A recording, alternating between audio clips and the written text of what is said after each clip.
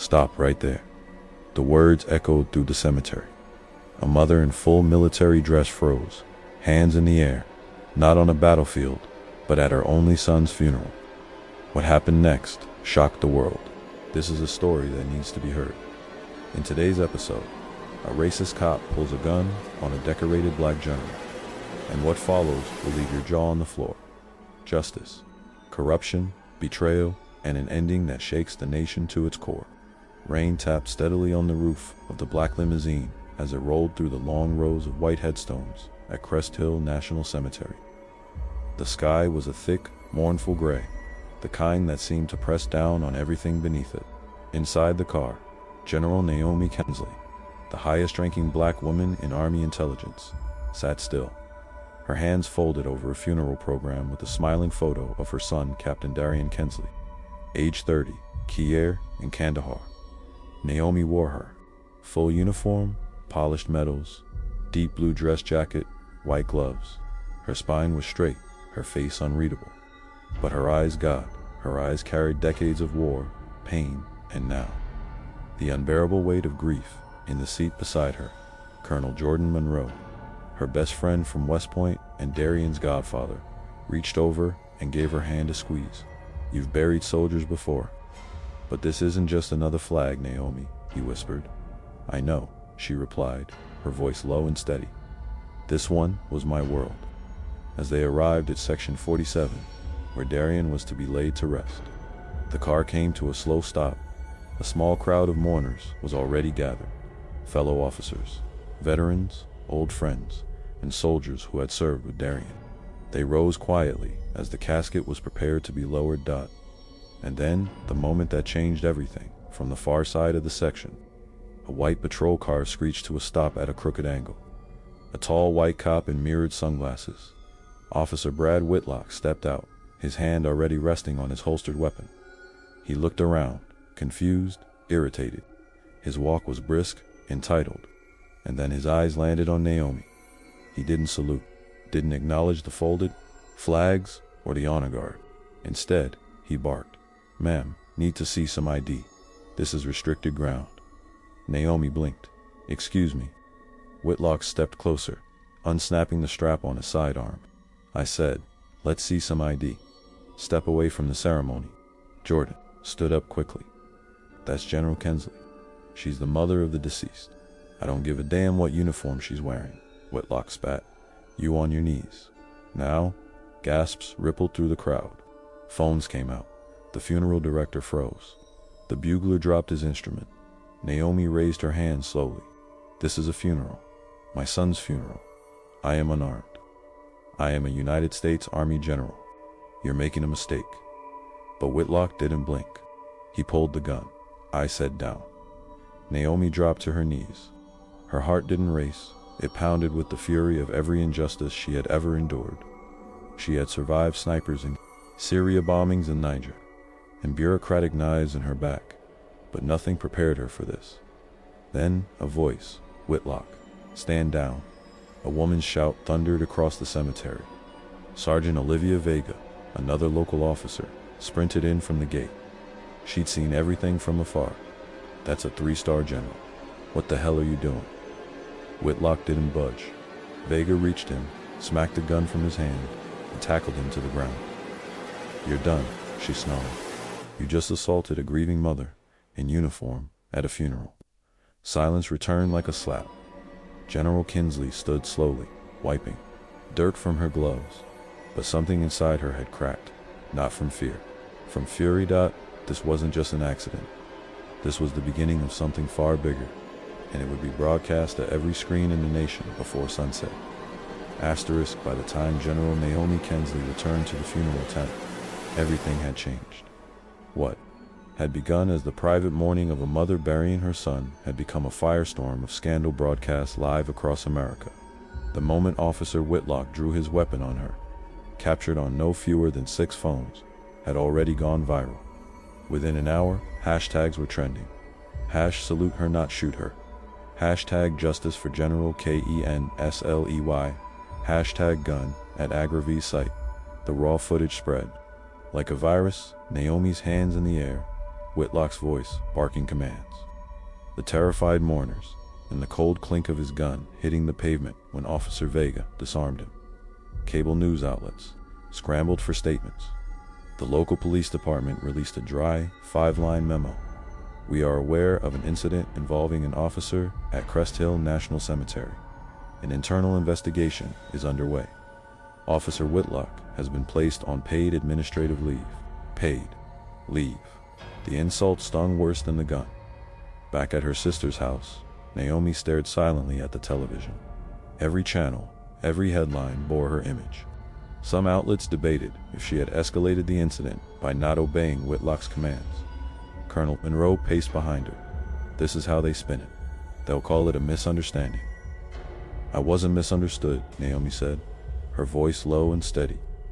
I was seen not as a mother, not as a general, but as a threat in black skin. Tears welled in her sister Kira's eyes. He ruined Darian's goodbye. That moment was supposed to be sacred.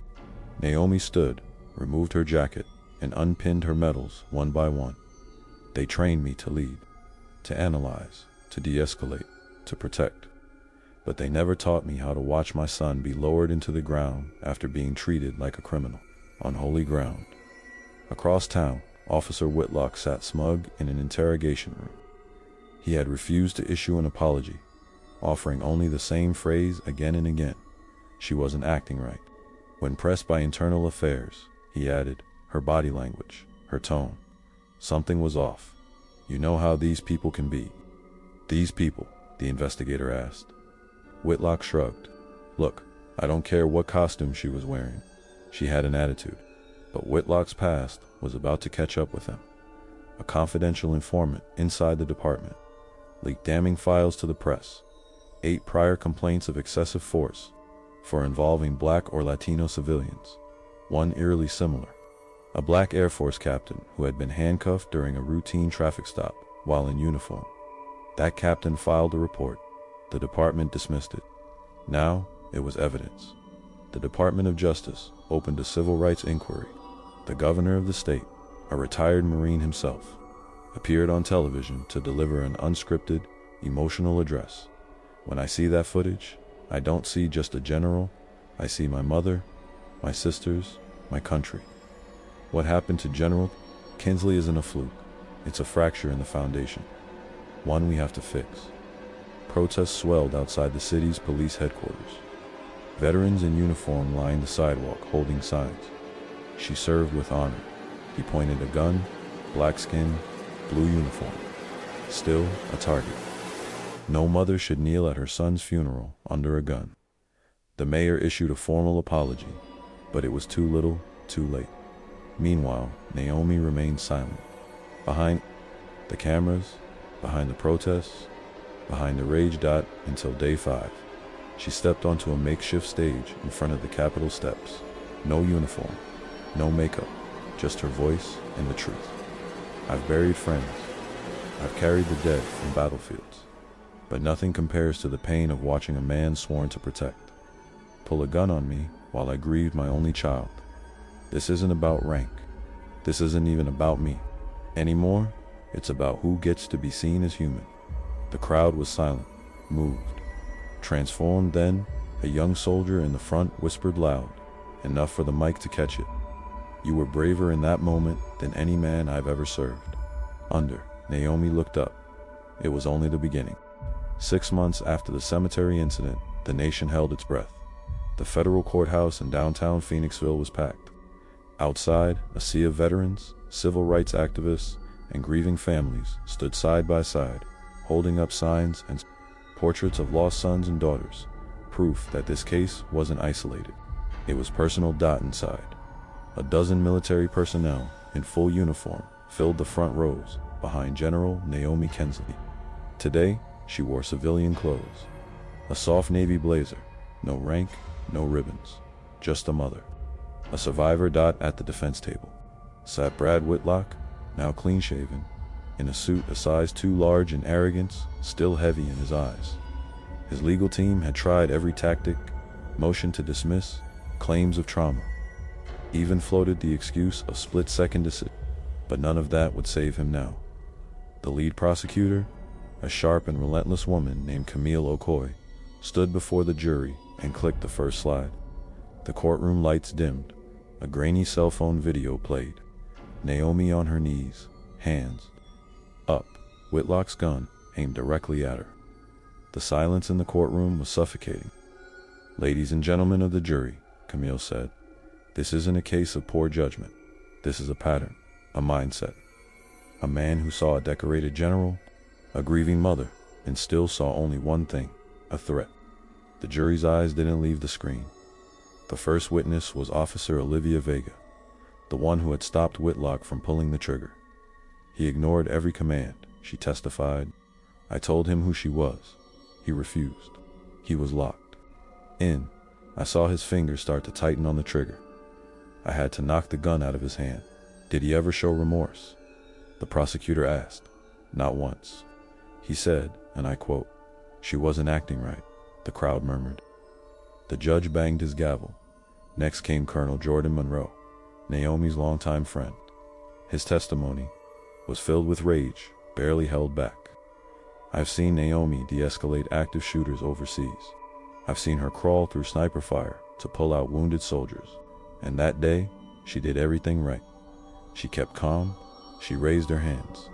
And still, he treated her like a criminal." Then came the bombshell. Camille Okoye introduced Exhibit 27, Whitlock's sealed internal affairs report, obtained via federal subpoena. 9 previous complaints for involving minority suspects, to sustained but dismissed without consequence. One involved a black Navy officer stopped in uniform, forced to lie on the pavement at gunpoint because he looked suspicious. The most damning entry, a handwritten note from Whitlock himself dated 3 years prior. "These people think a uniform makes them equal, but no stars or stripes change what's underneath." A gasp echoed. The jury leaned in. Whitlock's attorney stammered, trying to object. Overruled, but Camille wasn't done. She called a surprise witness, Captain Leila Stone, a military intelligence officer and Naomi's former subordinate. What started as routine testimony took a sharp left turn. "Did General Kensley ever mention fearing local police while on U.S. soil?" Camille asked. "Yes. She once confided in me. After a training seminar, she said, 'No matter what I've earned, the second I take off this uniform, I'm just another target.' She'd seen it happen too many times. And did anyone in her command express concerns about racial profiling?" Leila hesitated, then nodded. "Yes, but I also overheard something that night before the funeral." Camille paused. "Go on." Officer Whitlock didn't just show up randomly. He was tipped off. Gasps. The judge sat forward. "By whom?" Camille demanded. "Someone inside the military. Someone who knew she'd be there, in uniform, and didn't want her honored." Whispers erupted across the courtroom. Naomi's eyes widened. She had enemies, sure, some in high places, but to think someone in her own ranks may have triggered this, the betrayal was deeper than she ever imagined. And now, the trial wasn't just about Whitlock. It was about how far up this went. Asterisk. The courtroom was no longer just a place of justice. It had become a battleground for truth. General Naomi Kensley sat still, her face unreadable as whispers filled the gallery. Captain Leila Stone's revelation had ignited a fire in the room. Someone inside the military tipped off Officer Whitlock. Now, the trial was no longer just about an unhinged racist cop. It was about a conspiracy to humiliate a high black general on the most sacred day of her life. The judge called for recess, but the damage was done. Reporters rushed to publish the update. New military conspiracy alleged in General Kensley case splashed across every screen before lunch. The next morning, the prosecution returned to court with evidence that would shatter the remaining facade. Camille Okoye took the floor with the sealed email thread subpoenaed from military servers. The recipient, Colonel Douglas Hale, Naomi's former superior, and a man with decades of power in the military hierarchy. His emails revealed a disturbing exchange.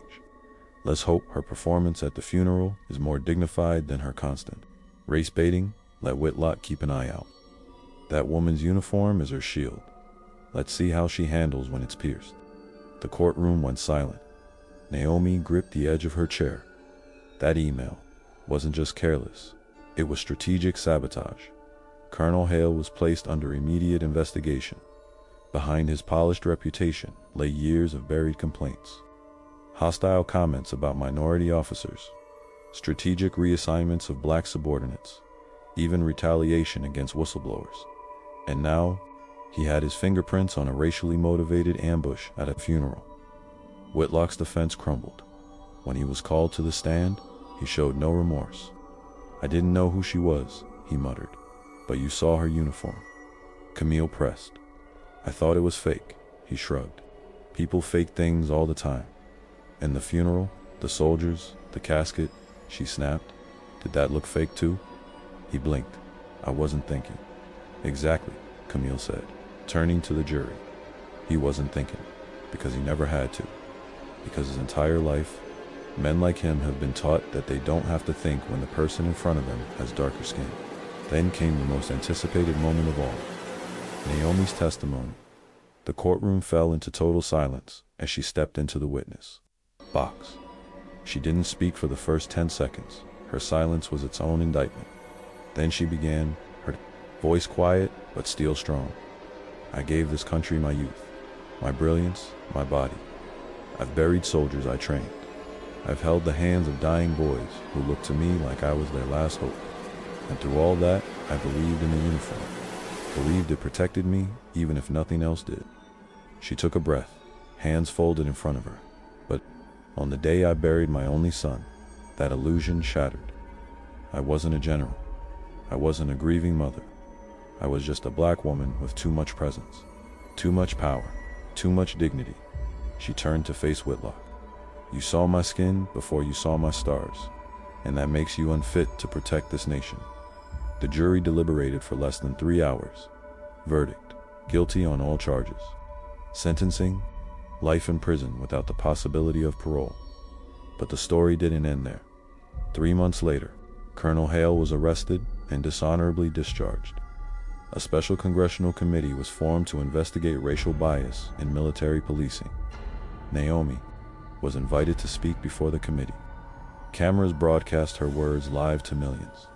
"Let me say this clearly," she began. "If a decorated general in full uniform can be made to kneel at her own son's funeral at gunpoint, then what safety is there for any other citizen in this country?" Her testimony prompted the passage of the Military Equal Protections Act, enforcing new accountability measures for both local law enforcement and the armed forces. One quiet morning, long after the press had moved on, Naomi returned to Crest Hill Cemetery. She wore civilian clothes, no medals, just herself.